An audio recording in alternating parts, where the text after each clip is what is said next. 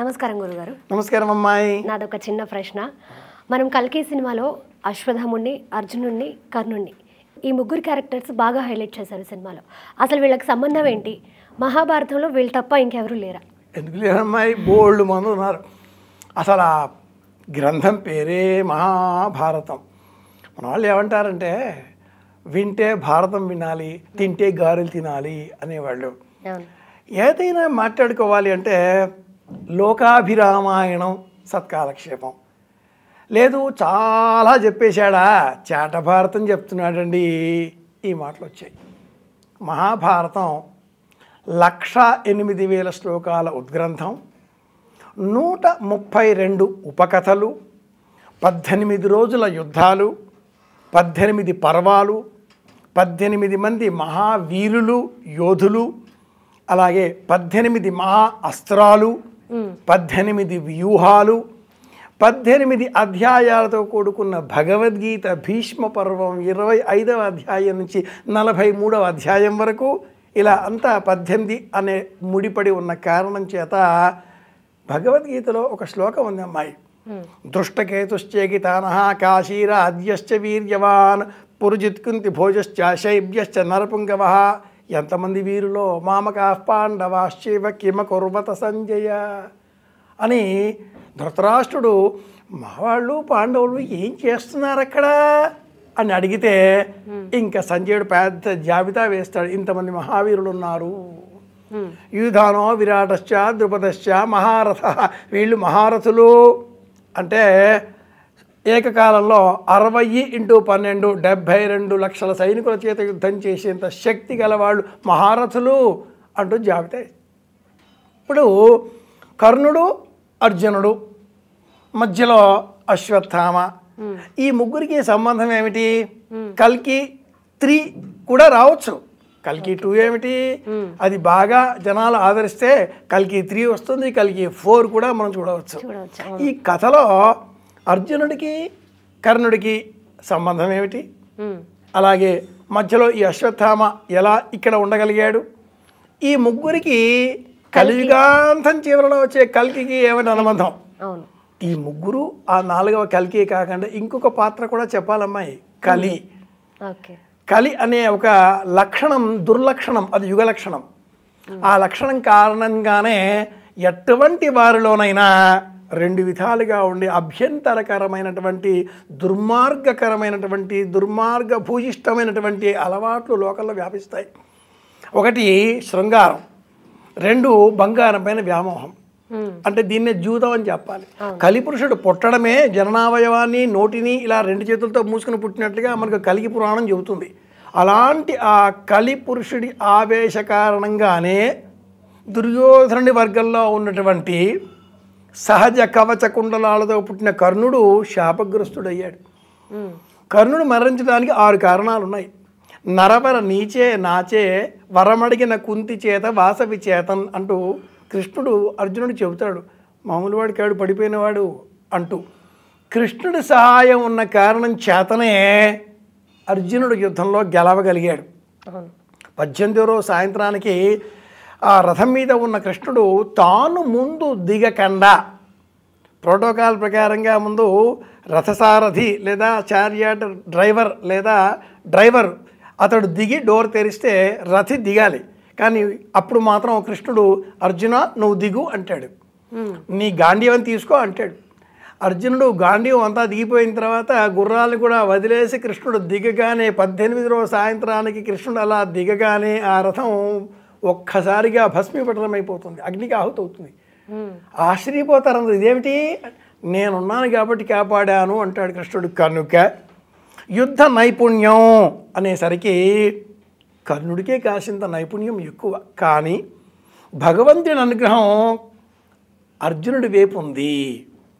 పాండవులలో పెద్దవాడు కర్ణుడు, సహజంగా కవచ కుండలాలతో పుట్టాడు.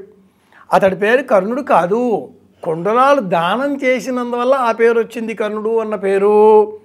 అలాంటి ఆ కర్ణుడు, దానం చేత కీర్తి పొందిన ఆ కర్ణుడు, యుద్ధ నైపుణ్యాన్ని ప్రారంభ దశలో ద్రోణాచార్యుడి వద్దే విద్యాభ్యాసం చేసిన ఆ కర్ణుడు, అంటే కర్ణుడికి అర్జునుడికి ఇక్కడే వచ్చేస్తాడు మూడో వ్యక్తి అశ్వత్థామ, అవును. ద్రోణ కుమారుడు. అశ్వత్థామకి ముగ్గురికి కూడా గురువు ద్రోణుడే. ఒకే గురువు దగ్గర ముగ్గురు విద్యాభ్యాసం చేశారు. అర్జునుడు, కర్ణుడు, అశ్వత్థామ ముగ్గురు కూడా కాంటెంపరీస్. ముగ్గురికి గురువు ఒక్కడే, పాఠం ఒక్కటే, ఒకే విధంగా నేర్చుకోవాలి. కానీ సద్యస్ఫురణ, సవ్యస్ఫురణ, వివేకం అనే మూడు వేరే వేరే.